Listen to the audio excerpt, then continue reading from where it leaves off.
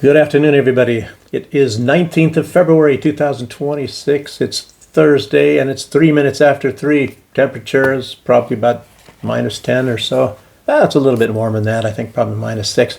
I went jogging this morning. I luckily didn't. I could go around ice patches, so that was pretty good. So it's maybe going to be better around here to get in shape and all that. I hate sitting around so long. Okay. As far as the news is concerned, I guess everybody by now probably knows that it's pretty imminent and it's maybe inevitable that the United States is going to start bombing Iran. And don't even ask why, because nobody really knows why, except that it's for Israel. As everybody knows, it's like, what is the U.S. going to get from that? Are they going to be safer? Come on. I mean, everybody knows what's going on here. I'll get a little bit more into that, though. I was, in my last video, I said something about, the files, and I don't want to say the guy's name so often because I think the algorithms hurt me. I don't think I mentioned it last time, and my video uploaded quite fast as far as being in Belarus is concerned, but it's a lot of time, I think, when you put in words and things that the algorithms don't like, I think it slows everything down quite a bit. And of course, they're not going to send your video and put it into other people's feeds very often. You guys probably already know that. So, but I was not talking about him so much last time, but one thing I have to talk about him sometimes because that's a big part of our life now, is we have now the Epstein era, or what is it, the post-Epstein era. I guess we're calling that right now, in the Epstein class and Epstein this. Oh, I shouldn't be saying his name so much. But anyway, Kim Iverson mentioned something about the files. And it's really funny because she said the DOJ Department of Justice is trolling not just Americans, trolling everybody. As you know, this is kind of an international thing that has to do with Great Britain and Germany and Norway and Sweden and Arabic countries as well. And who knows who all around the world. And if they released all the files, I guess we'd probably find out even a lot more. But apparently, according to some people, only 2% are released. Some people say that just under half is released. And then if you're going to talk about, say, the videotapes, all of the videotapes that are involved in this, which they certainly cannot show. I mean, at least not any of these, what do you might say, juicy ones. They're not going to show any of those, obviously. And but if you put those in, obviously, then it's not even half the files. It might only be 10%, because Pam Bondi said they have many thousands and thousands and thousands of hours of videotape. She said that. She said that before, back in the old days when they said they were going to release the files and that they're going to get all the pedophiles and things. And of course, they backed off on that. It's incredible that they did not, at least the Trump administration, not the Trump administration, Donald Trump himself, I suppose, he did not fill them in at the very beginning on what the long-term plan is, that he was going to bait and switch everybody, because that's exactly what he did. As a matter of fact, I even saw some. I don't like to watch Nick Fuentes because it's kind of entertaining, but it's not anything that is mostly very intellectual or anything. But he said in the thing I saw, because they put it on Russia Today, which is broadcast over here. And a lot of countries, of course, you don't get RT. But they had a little thing with him on there. And basically he's saying what I've always said, and maybe other people have said, maybe just with different words, that Donald Trump, he just pulled a bait and switch on all of his supporters. Said he was going to do this, he's not going to do that, and all this. And anyway, he just became part of the deep state, part of the alligators in the swamp. I guess at some point in time, very soon after he became president, he decided that he's not going to go after the pedophiles. He's not going to arrest anybody. Nothing about that. He's going to do regime change. Yes, he's going to do intervention. So what did he do in Venezuela? That wasn't an intervention. I don't know what is. Well, what about bombing Iran? Oh, that's an intervention. Bombing Yemen, that's an intervention. Oh, so war or bombing somebody is not an intervention of some sorts. To me, it is. And he's probably done more interventions. You can't say that this Greenland thing is necessarily an intervention, of course. But he's only been there for a little over a year. He's got 3 more years to go. We're going to see a lot more things. Regime change and, well, he didn't, it's not a regime change in Venezuela. He just removed the president and somebody's got to lead the country. So it's a regime change. And I guess the whole idea is to put this Machado in. But I don't know. I think Donald Trump, he's kind of going, well, we'll see how this goes. And if it doesn't suit me, then I'll put this Machado in, even though nobody likes her. And apparently in Cuba, Marco Rubio is approaching, I think it's the grandson of Fidel Castro, to be the next leader or a future leader or some big input person in the government of Cuba when they are gonna, obviously they trying to do regime change there too, overthrow that one. But no regime change, as Donald Trump said, part of his MAGA movement. And a lot of people now are also talking about the MAGA supporters. That's just very sad when you see, I don't know if these people just can't think for themselves. Maybe they're excited about Donald Trump. And Donald Trump, like I said, he baited them all and said, oh, we're going to do this. And everybody saw, wow, he's on the stage. He gets up there and he dances a little bit and things and says, so, all this. So I'm going to vote for that guy.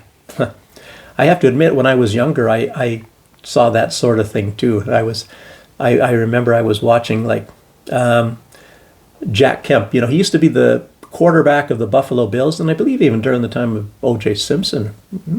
But anyway, when I saw him on television and all these supports at his rallies, and people then wanted him to run for president, but then I think he did have 1 or 2 runs for president, and then he was slated to be the vice president in the ticket with Bob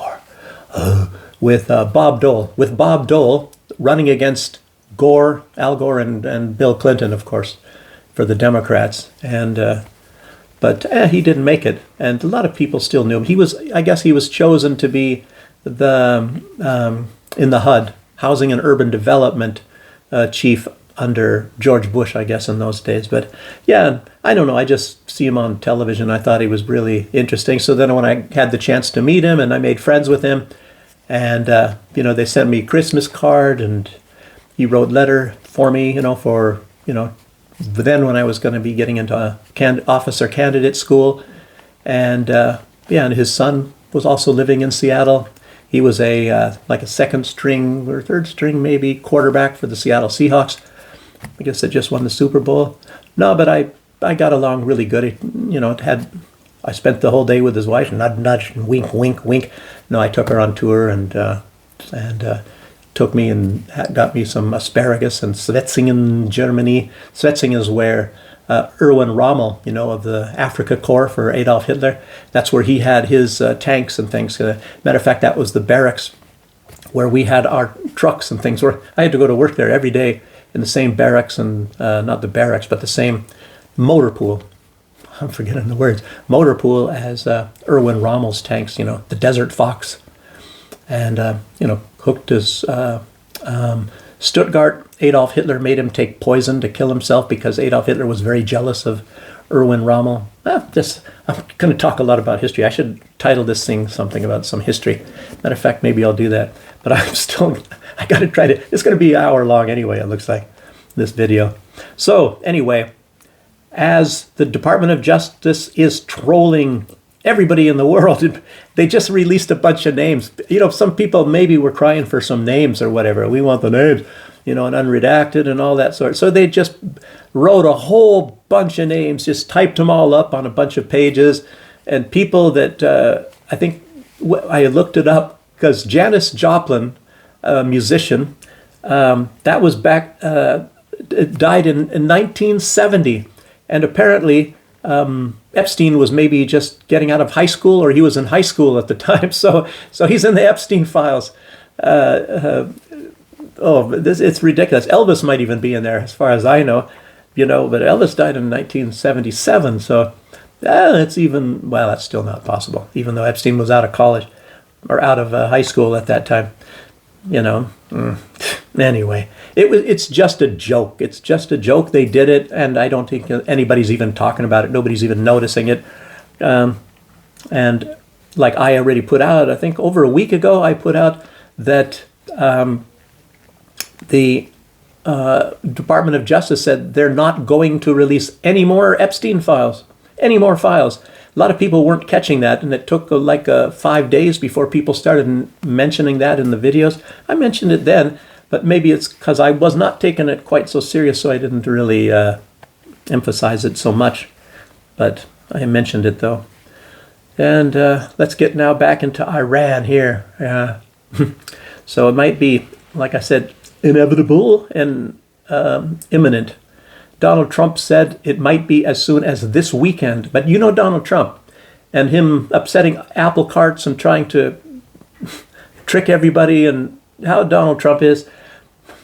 It's either going to be tomorrow or late tomorrow night. I think you might even put it up at midnight or right around that time tomorrow, Friday. I don't think it's going to be today. It might even be tonight. You never know. But Donald Trump likes to fool people a lot. So it'll happen either before the weekend or sometime after the weekend.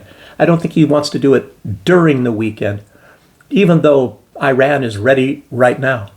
So they better be ready right now. So it's going to really be something.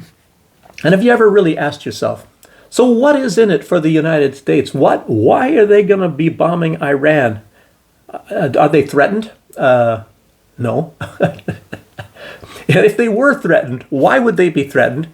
It's because the United States has been picking on them since 1979 or what was it? When was the Islamic Revolution? I think, was it 79 or so?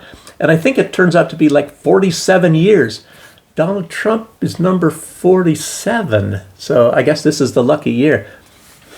I don't know. And Donald Trump is saying, everybody's scared of Iran, but look at me, I'm a big brave guy. Yeah, it's going to really help a lot, isn't it? I mean, what is it going to do for the United States? Nothing at all. And anyway, it's for Israel. Just like all wars in the Middle East, virtually all America's wars, because that's the only place really that the wars actually turn about. Is all the other ones are little strikes or something. Yeah, like did Venezuela threaten the United States? And by the way, Alexander Lukashenko, he came out and said that he offered the United States a solution. I was thinking, and I mentioned it in videos, that solution would be to allow Nicolas Maduro to come to Belarus. And the U.S. didn't take it. And anyway, that's what my prediction on that is. But Lukashenko also, he made it kind of obvious that it is pretty ridiculous that Maduro is a drug dealer. That the United States thought that they could pull that one on the rest of the world. Doing drugs, yeah. And first you saw that Trump is trying to do that with Petro in Colombia, who only has a couple months left anyway. April, I think, is he's gone. And anyway, Petro probably just didn't want his country bombed, and so he went to Washington and met Donald Trump. So everything is square with them. And it's possible that Donald Trump, he's been asking for the Ayatollah to come and meet him. Of course, you have to go to Washington. And and the Ayatollah said, there's no need for that. And it's not that anything really would have been resolved. I don't see that the Ayatollah really goes outside of Iran anyway. But anyway, that's neither here nor there. I don't know. Is there many more on this subject to talk about? Yeah. So, why would the U.S. want to bomb Iran? And of course, how it's going to work out. Obviously, when the United States now has a great connection, let's just say a coercive connection to Venezuela, I don't know if they're going to be as hungry for any kind of oil, even though the United States has connections for oil in many places. So it's not like it's about the oil necessarily. It could be. But of course the United States will take advantage of that, as they actually are doing the dirty work for Israel. Because Israel wants Iran gone. Israel wants to be the economic, the developed power, and everybody else to be behind them, everybody else in the Stone Age, and this and that. So that's what that's all about. But you guys all know how that works anyway. It's like the political money laundering sort of a deal. Israel gets 3.8 billion as a very bare minimum, always, every year for many decades, sent to them free of charge. They never have to pay one penny of that back. They don't pay anything back, nothing, absolutely nothing. They get more than any state in the United States does from the federal government, much more. So anyway, it's normally they get around 10 billion. Did I say 10 million? Or 3.8 million? I meant billion. So they get billions all the time, and they never have to pay any of that back. And some of that money comes back to buy politicians.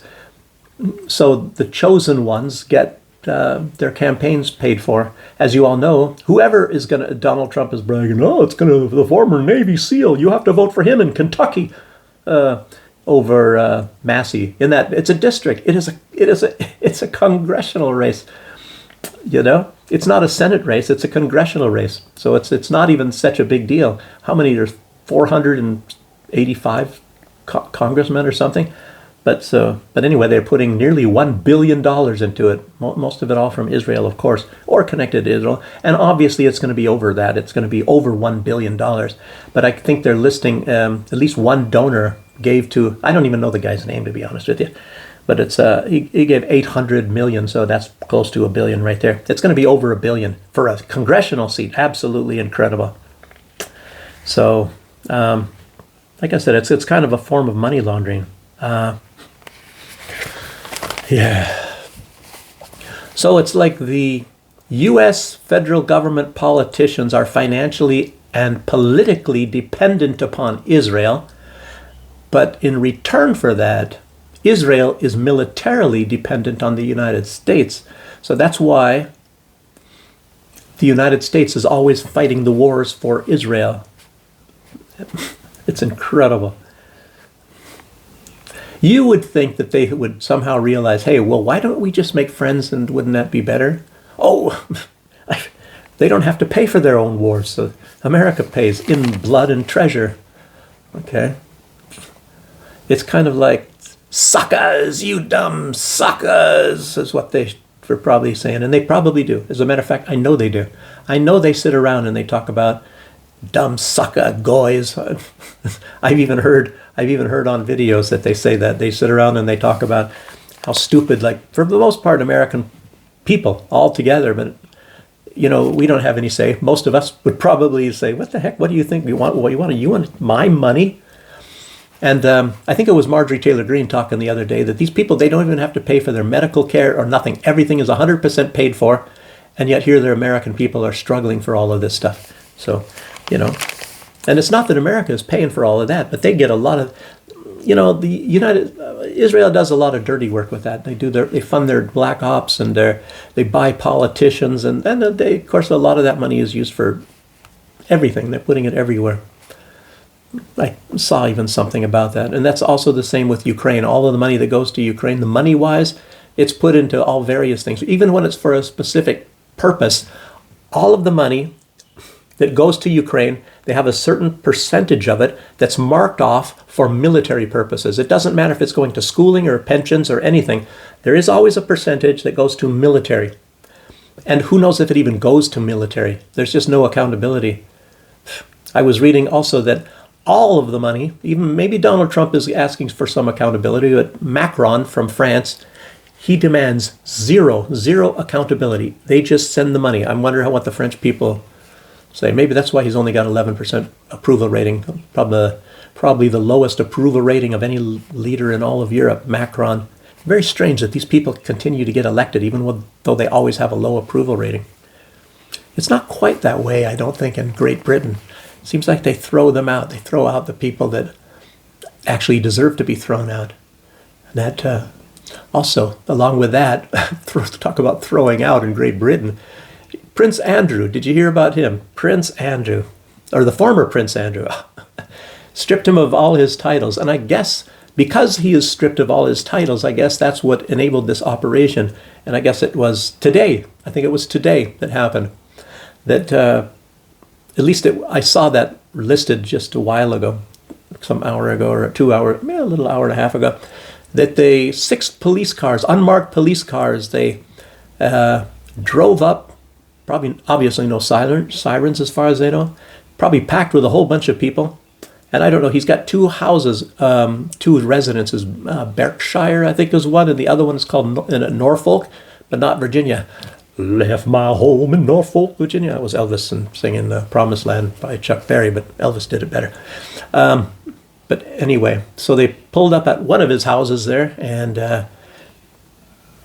went in. And I think they're doing a search because of his connections to Epstein. And since he is not in the royal family anymore, he probably doesn't get those connections. He should have become a businessman. You get at least in America, if you're a businessman, you're an untouchable. You can do anything you want to do. So many people have said that. So many. So very many. You can do anything you want to do, including murder. And that's the truth. You can get away with murder, and I guess a lot of them have. All you have to do is make an effort to hide it somewhere, bury the bones and the bodies and all that kind of stuff, and then they will not connect it to you. I mean, haven't we seen that? Can you imagine how many people, how much wet work was done? And it's all written within these Epstein files, and we haven't even seen half of them by any account. That's a conservative estimate. We haven't even seen half, because what was it supposed to be, 3,300,000 or something that have not been released, and we've seen like 3 million, as they say, if there's any truth to that at all. But in any case, things just are not as they appear to be, are they, people? Boy, I don't even want to think about these rich elite class.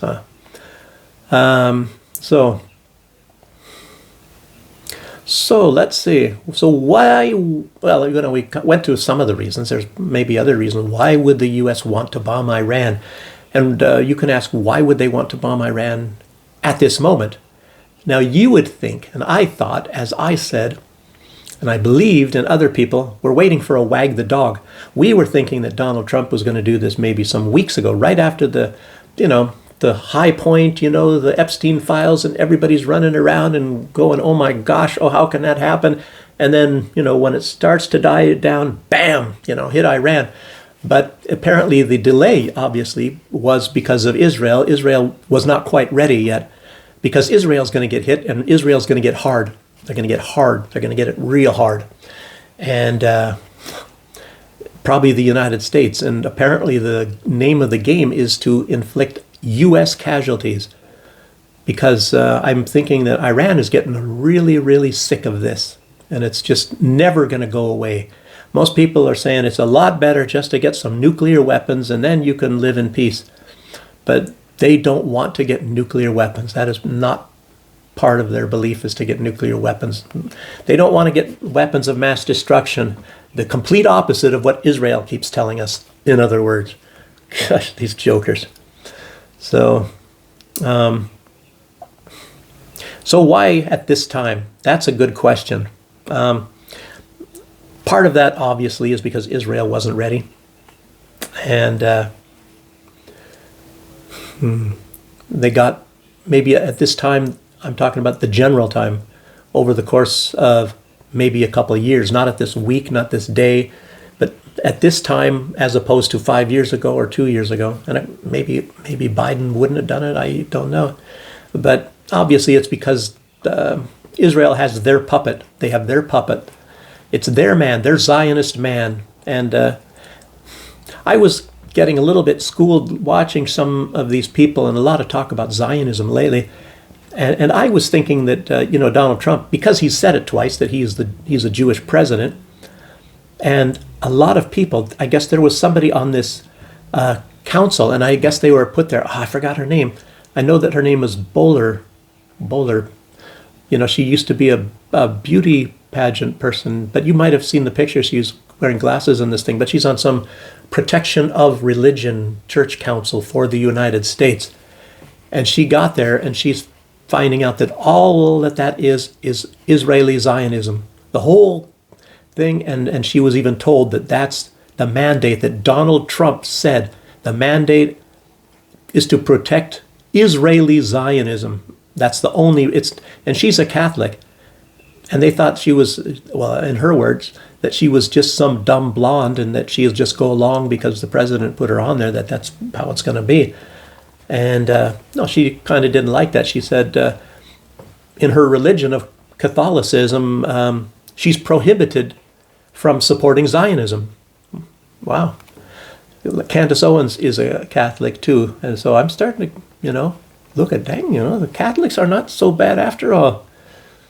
People talk about the Jesuits, but I don't know much about this stuff. I just know some of this stuff about what I hear. It's kind of like a jack of all trades in all of these things and a master of none. I don't know.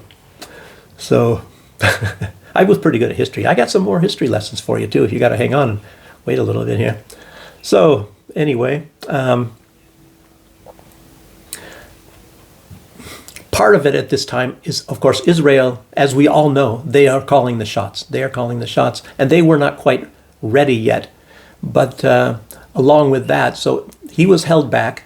Maybe Donald Trump was going to do a small strike like he did in the 12-Day War, hit a few other places. But a lot of people are saying that he is compromised from the files here. And that is very, very possible.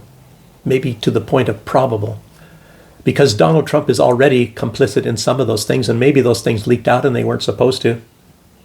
The one about him with this underage girl, and I mean, like I said, all this stuff does not have to be true. It doesn't mean it's all true. But I think he's in there a few times, and one of the times is, and it's very similar, that he has this temper, maybe when he's dealing with these types of girls. Anyway, he didn't want to wear a condom or something, and she, was really young, but I don't know, some sort of a deal, and what if I get pregnant? And then he put a suit on, and then he threw some money on the bed and said, well, here, use this to get an abortion. Whether it's true or not, I don't know. But there's a couple other things that are not very nice in there about him, and I don't even really remember because they're allegations, and it's like, there's never going to be a trial. There's not even going to be a trial for the little guys. And of course, within that, it tells you one thing as well. The fact that Donald Trump apparently has ordered the Department of Justice not to conduct any trials, no investigations on these people. There's nothing. They just put this stuff out, and then they're just dancing around a little bit, and nothing is going to be done. Oh, if we saw, it's like a dog, that you have, and then you let it out, or so you open up the gate, and the dog runs away. Oh, if I get out, I'm going to tear your leg off, like a little dog, and you open up the gate and they run. It's like the Department of Justice. Oh, if we had some information on any of these men, we're going to go get them, and we're going to get them yesterday, And there is stuff. There's all of these allegations in there. Incredible. And look in the UK. Look in all the rest of the world. They're all resigning. They're being made to resign, and they're resigning, like in shame and whatever else. But not in the USA. Nothing is going to be happening to any of these people in the USA. So they're getting away with all of this. Absolutely unbelievable. And the reason why Donald Trump said, don't go after these people, is says, because I'm in there too. Because they might have the goods on me. Or if something happens to those friends of mine, as he calls them his friends, then when it's spilled, the beans are spilled against me, then I am supposed to get the same punishment. I don't want that. So Israel, as a lot of people are saying that they've got copies of all of this stuff, so they'll hold it down, and for as long as Donald Trump is doing everything that they want him to do, within reason, I'm supposing, but it looks like there's going to be a bombing of Iran, in other words, if you're going by that angle.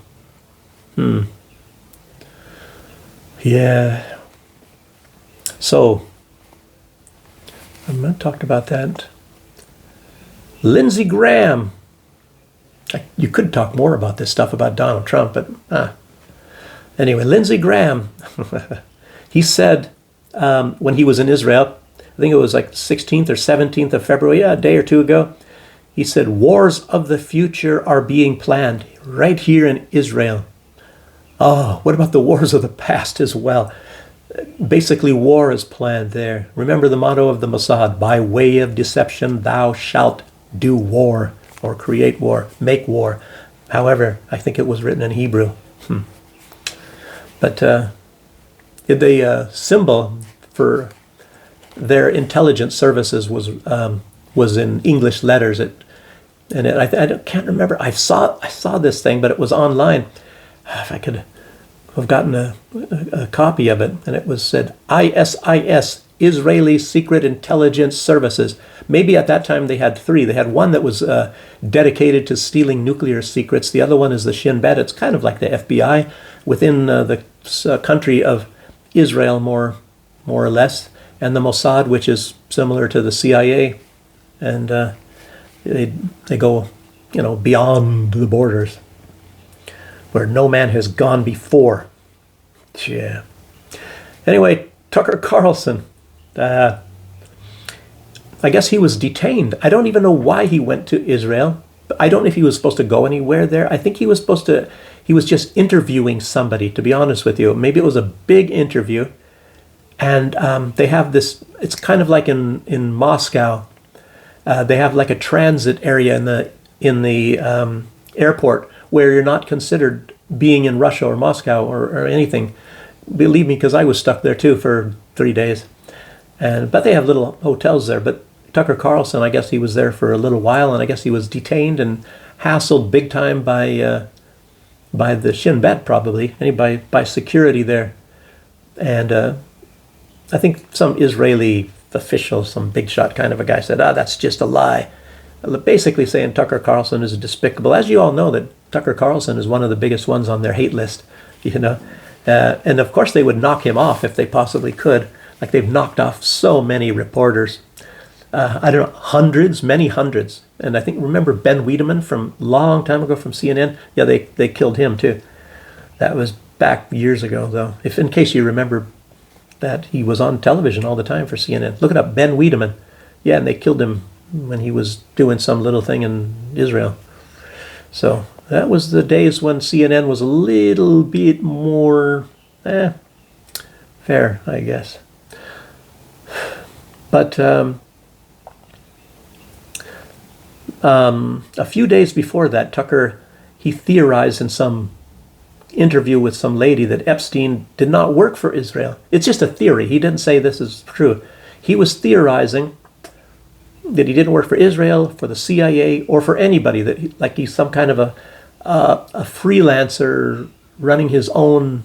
I think he called it a super government, like sitting above the governments. I don't really buy that. In one of these Epstein files, Epstein admits that he works for the Rothschilds. Yeah, let's get into the Rothschilds. So I don't, sure, it's a little bit of an independent operation, and obviously if he was trained by Mossad and I can't remember what he got like a Salesman of the Year award, I think, in New York, and maybe that was one way that they saw something in him, that he was able to convince people of things, being like a salesman, being able to talk people into things. That is really, really big in the Mossad, to be able to influence people. And obviously, lo and behold, Israel, the king government of influence in the world, the superpower of influence. So, yeah. So I said he has admitted he's worked for Rothschild, and I think he's kidding around or whatever. Anyway, he worked for Mossad. There's no doubt. If he wasn't a Mossad agent, he worked for Mossad, and that's an undeniable fact, as well as the CIA, because they're joined at the hip anyway. The CIA and the Mossad, and most of the time even the MI6. By the way, apparently all of this unrest in Iran that you saw, it wasn't just the Mossad and the CIA. I think they said something like 12 12 nation security services were involved in that attempt, to overthrow with these riots. And obviously the United States was heavily involved, even the Treasury Department. They did that with the money. They shorted the currency to make sure that people would riot. And then they turned those riots, which were small. It's actually not a riot. It was a protest. And people, of course, were pissed off. And Iran knows it. And they say but they turned that into something really nasty. Because these people were already there. And who knows how many more they already have there. And there's a lot of people that will accept good amounts of money, and the United States can print as much money as you want. And a lot of that money, like we were just talking about, the money is going over there, and that's who they're buying. They're buying assets and things like that in foreign countries. Intrinsically, the US dollar is not worth anything. And they can print up as much as they want. They can, technically speaking, and this is not even an exaggeration, and Donald Trump was going to do it. He was going to give every resident, wasn't it, on Greenland, $1 million. He was going to buy Greenland from Denmark, as well as giving everybody $1 million on Greenland. So when you can do that, you can just give money to anybody. You can print up as much money as you want and hand it out like candy. Matter of fact, cheaper than candy, because it's just freaking paper. And they've been doing it for... Anyway, so the Rothschilds. So Epstein said he works for the Rothschilds. And to a large extent, the beginning of Israel obviously was established by the Rothschilds. And you know about Alfred Balfour, and then you had the Sykes-Picot Agreement, and let me get into that here. So the Balfour Declaration, which was at the beginning, I believe, of 1917. Yeah, that was at the beginning of 1917. And it was not Israel. It was that it established a Jewish homeland, not the country of Israel. That was to come a little bit later, and who knows that was not the cunning plan all along. So Lord Balfour, Alfred Balfour, he was acting kind of on the behalf of the Rothschilds, but that was kind of or was it the Rothschilds acting on behalf of Lord Balfour? I don't think so. But, so, but it was kind of a little sneaky deal, and there was another guy involved in that, but it was with the Zionists. Obviously, I can't remember. It wasn't Herzl. It was somebody that came after Herzl. Some big Zionist type of guy, and they promised this land to the Zionists. And at that time, it was to try to get the United States into the war against Germany. As you know, I think I might have, did I talk about that? It was with the Hohenzollerns. At that time, you remember King George V was still the leader king of England. And William II was the leader of Germany. And Germany was fabulously raking in money. It was a very well done, efficient state. And England was really, really working to catch up.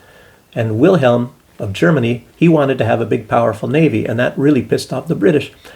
And so, but then everything built up, and then the assassination of the Archduke Franz Ferdinand in Sarajevo, and that was just kind of a last straw or something like that. And so, world, and was promising this. And I think King William at that time, he was on a yacht. He was out on his yacht doing something, and somebody contacted him and, should we back the Serbs? And he said, oh, by all means, and all that sort of thing. He wasn't really paying that much attention. And of course, that meant a war, and things started going that way because everybody had these treaties. I was mentioning already that Otto von Bismarck, the Junker from the Junker class of Prussia, he had a lot of Europe entwined in a lot of alliances and secret agreements as well, and nobody could go to war against each other. So I guess essentially after 1870, maybe right before that was the Prussian-Austrian War, which was very short, and I think that was again Maria Theresa, but anyway. And then after that was the Franco-Prussian War, and of course it was the French that declared war on that time, which was not really they call it a Franco-Prussian war because it was not quite Germany. Germany then became a country about at that time. You like history too, don't you? The Lion of Lannisters. But where was I at?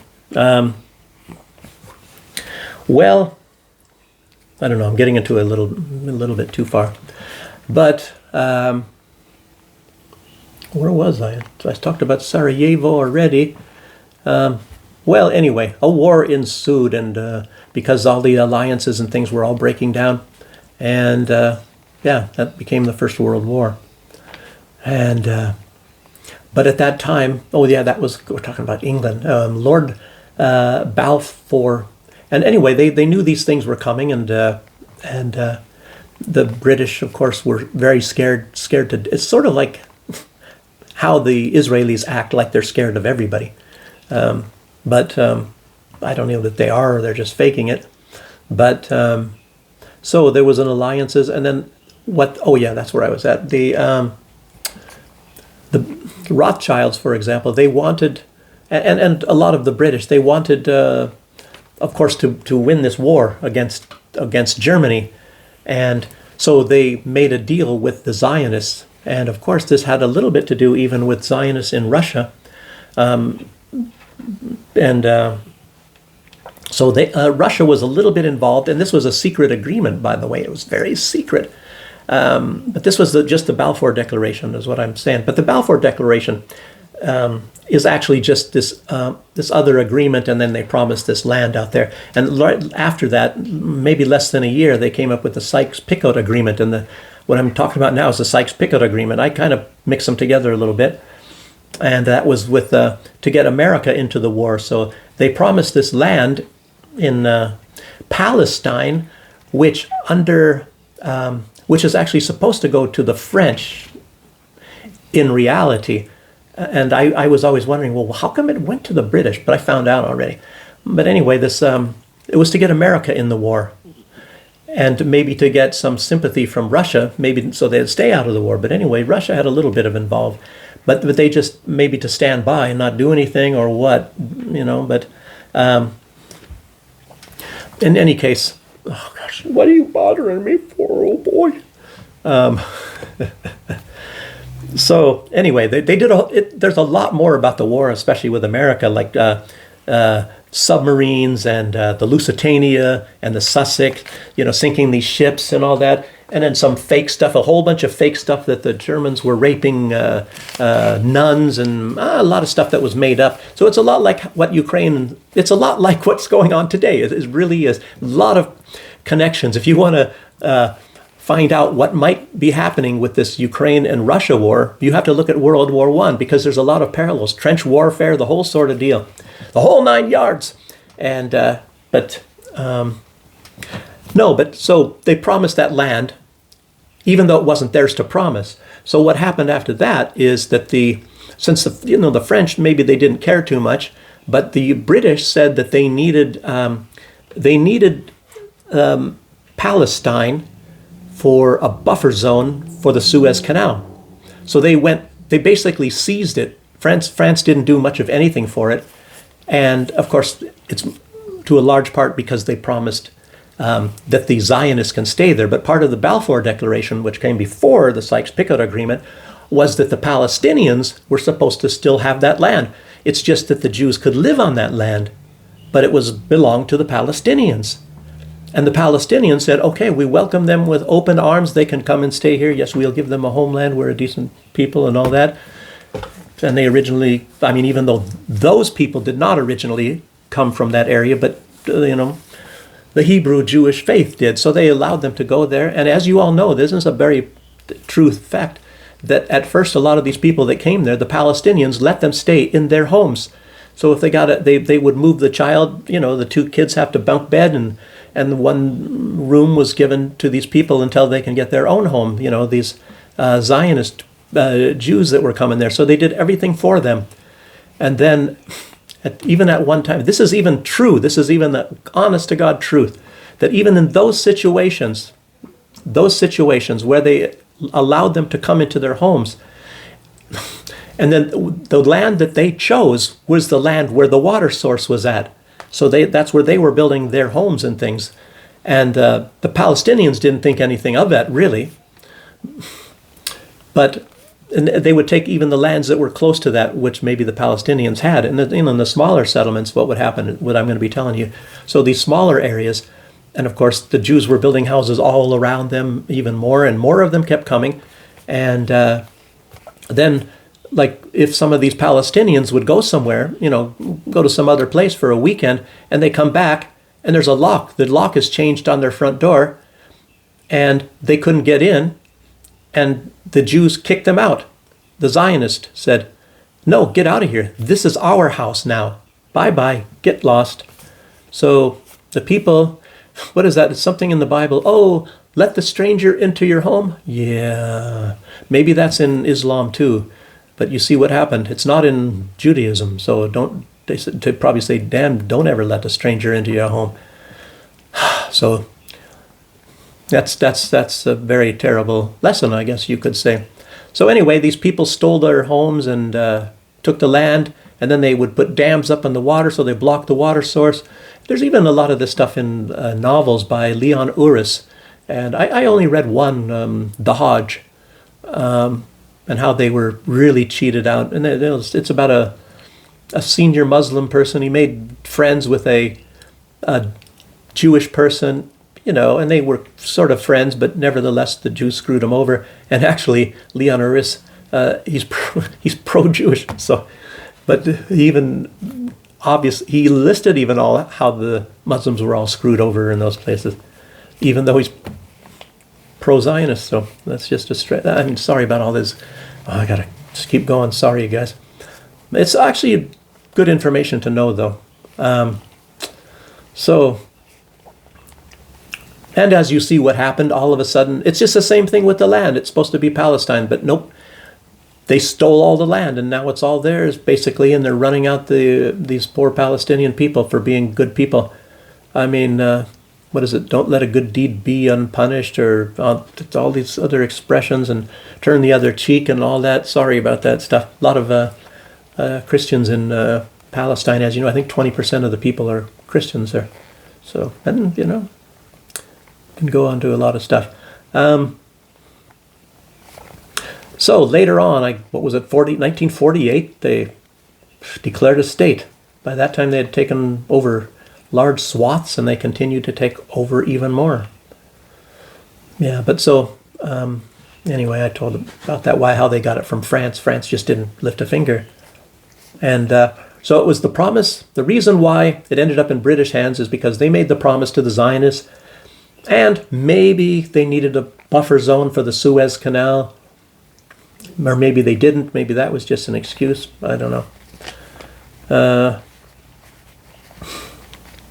So that was kind of all within about a year's time. A lot of that stuff happened.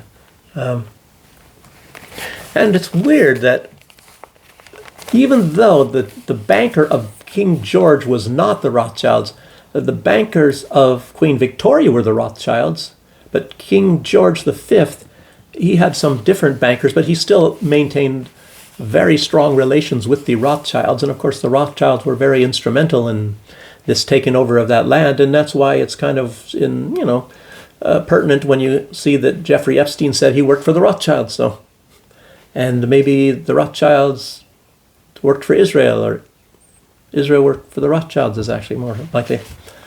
Okay. So Zelensky's speech, let's go there.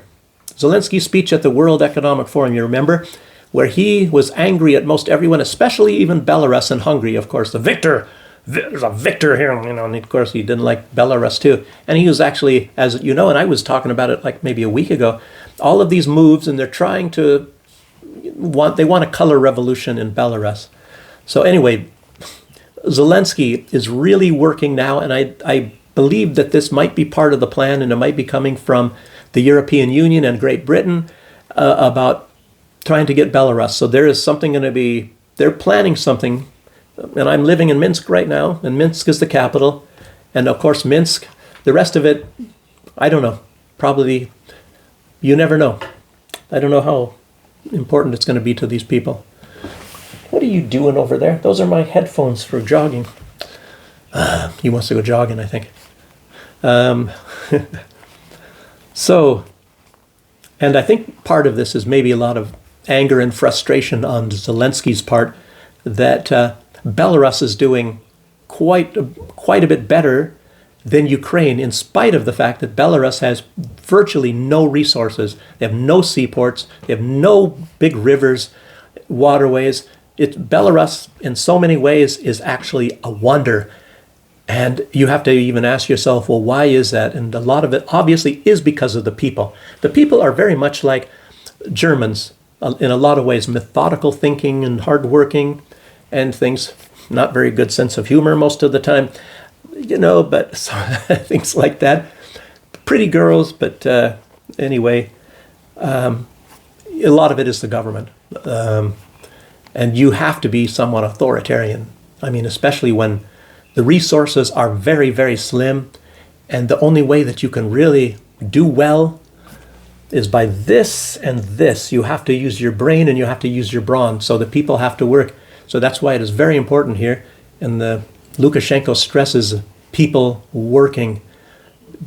You can't be like in Germany where you go sit around drinking beer and watch your dogs fight in the park, bands of 20 and 30 people.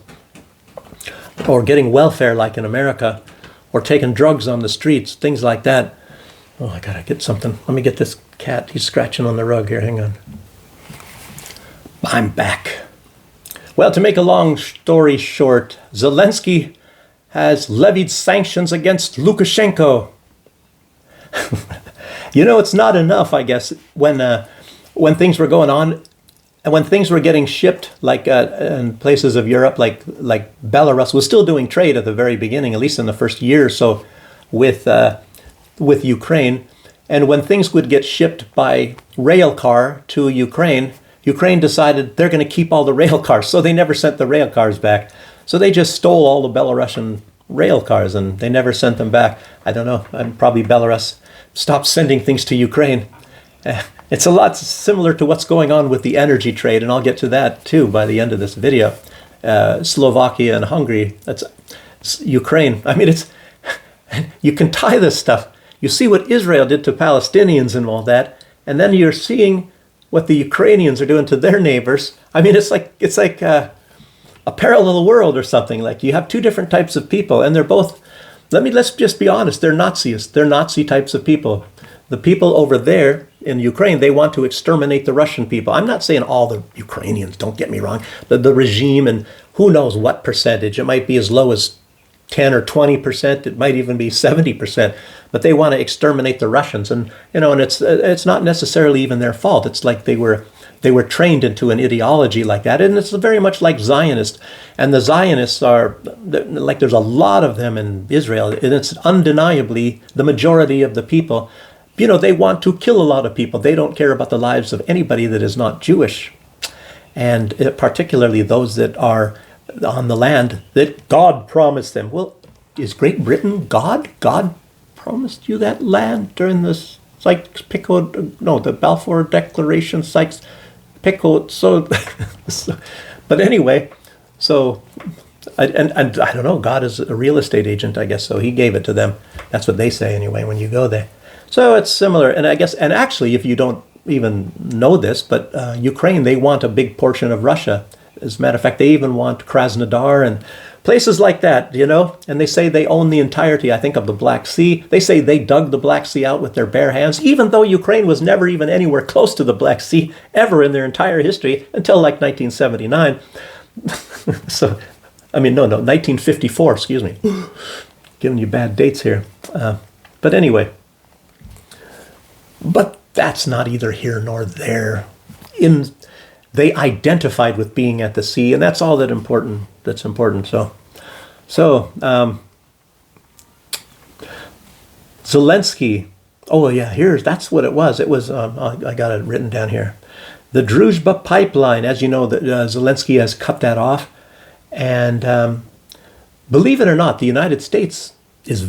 At least they were, and we're talking about some months ago, they were very much in favor of the fact that Ukraine shuts off these pipelines and starves them from oil. As a matter of fact, you can even go back further. And there is a lot of information that the United States told Zelensky to do that in order to deprive Russia of money to fuel their war machine. I guess, that's part of it. They're trying to, as you see obviously right in front of your own eyes that Donald Trump wants to cut Russia off from making any money on oil and gas or whatever. It's like, we agree with Russia. We should be good friends with Russia. So let's really screw them over. But Donald Trump is like that in a lot of other places, But of course, instead, what did he do? He handed $60 billion to Milei of Argentina because he loves Israel mostly, and he loves Ukraine. Isn't that strange? He loves Ukraine and Israel, and then he got $60 billion. 20 of it is from the IMF, and 40 billion is from Donald Trump. They probably won't even make him pay it back. I'll bet. But U.S. can just keep printing the money anyway. They can give Russia, they can give Ukraine, $1 trillion. They just turn on the printing press. That's all that it's all about for them. And don't worry, the American taxpayers in 200 years will be paying that back. So, because of the debt so high and so long, I don't know how many trillions, but so anyway, so he still has the Druzhba pipeline closed, and I guess Hungary at the very least has stopped sending diesel fuel. I guess, they were refining diesel fuel and they sent it to Ukraine. I was thinking they're cutting them off from something else as well, but I know that Slovakia said, if you don't let the oil go through, then we're going to stop sending electricity to you. And so it's very possible that Slovakia needs this oil themselves for generating electricity. But anyway, Slovakia, yeah, I don't know. But Marco Rubio, he was just in Slovakia. I don't know. They probably talked about this. Matter of fact, I'm sure they talked about it. Maybe Marco Rubio even suggested it. Maybe they want to get some more wars going. So Marco Rubio says, hey, we can get a war now with Slovakia involved in it. Your guess is as good as mine. Do you think Donald Trump really wants peace? Maybe he does, maybe he doesn't. A lot of people say absolutely not. A lot of people say they do want a war, but they want to put it on the back burner for right now. And that is, to me, it's been more likely that the U.S. doesn't want to get involved for right now because they have, Iran is for them it's a bigger fish to fry because they're doing it for Israel. And of course there was Venezuela, and then they need Greenland to put, missiles in the northern part to aim them at Russia. It's all long-term. So at least the United States is playing chess instead of checkers. So it's a long-term sort of a deal. And anyway, you guys see what I'm getting at. So BRICS payment system, I guess now it is getting much stronger. And it just started. It just started in 2025. What I'm talking about, the payment system, is the parallel. I wouldn't say replacement because it's not like they can kick SWIFT out, but it's the parallel to SWIFT. And it's starting to really kick off. And I guess the advantages to that is that I don't think it really has to be converted, the currency, whatever you're paying in, like between different countries, obviously. And you pay it in your other, I don't know what the conversion rate, maybe whatever that it is at that time. And so you pay in your own currency, and they can do 20,000 transactions per second. And I think that's more powerful than the SWIFT system, if I don't miss my guess. So it's going to be actually better. And all the main BRICS countries are the ones that are now using it. It started, like I said, in 2025, and it's supposed to be in like 5 years. It is supposed to be at least as strong as the SWIFT system. So, wow, it might even be higher. That's what it depends on what your criteria is. So it's also noted that the Dutchman, the Flying Dutchman, and it is the Flying Dutchman. The Dutch are now flying military planes for Ukraine. So they found out, the Russians did. So makes you wonder, well, how did those Ukrainians get so good in the F-16 so fast? It's not the Ukraine, it's the Dutch. And Maria Zakharova, the spokesperson for the foreign ministry of Russia, said that these people are not going to be handled underneath the protections that are in the Geneva Convention. And if you go to Ukraine and the United States, they don't even follow the Geneva Convention. Remember all those tortures the United States was doing and having these naked guys all make pyramids together and have a dog threatening them and giving them electric shocks in Iraq and all that. I mean, the United States, and look at what they're doing in Guantanamo Bay. They don't care about the Geneva Convention any more than Ukraine does or Israel does. Israel with taking baseball bats and raping Palestinians until they have to be hospitalized and their insides are all torn out and things like that. Oh, that's written in the Geneva Convention that's perfectly fine. Yeah, sure it is. But nothing's going to happen to them. It's just like what I said in one video and other people are saying, a lot of these leaders, Mark Carney said, how many people hey, indirectly even Marco Rubio said that. There are no rules. The rules-based order, as and Mark Carney said, if it ever even existed, and it didn't exist. The rules are only, the benefits of the rules go to Israel and the United States, and to a certain extent some of their partners and friends in the Western world, when it's the benefits. But when it comes to following the rules and experiencing the penalties of the rules, that always goes against Russia, for example, and Belarus or any other countries that are the designated enemies, whether they're secret enemies or not enemies at all. So that's how that goes. But of course, strangely enough, Russia follows all of these rules, but that makes them the bad guys, that when you obey the laws and the rules and you have compassion for people over resources and money, then you're a bad guy. You can't care for the people you have, you guys know how that is, especially if they're little girls, and little boys and jeez. So the police, I told you already, they came and showed up at Prince Andrew's place. Well, that's another example of what I was just saying. Actually, that's all I have to say, and it's over an hour again, as usual. So I hope you guys can stomach watching such long videos, and I hope a lot of this stuff is interesting to you. I know it's not conventional, like compared to a lot of other people's videos. I don't have the bright colors and flashing stuff up on the screen and little videos and stuff. Maybe I will be doing that at some point in time through a different place, not on my own channel, but a different place, and it will have its own channel, and I don't know, maybe you'll find out about it, and I'll certainly give you information if it does come about. But press the like button. Don't be afraid to do that, and unless you've already pressed it, don't press it again, and subscribe if you haven't. Thanks for joining me, everybody, and I'll see you next time. Bye bye.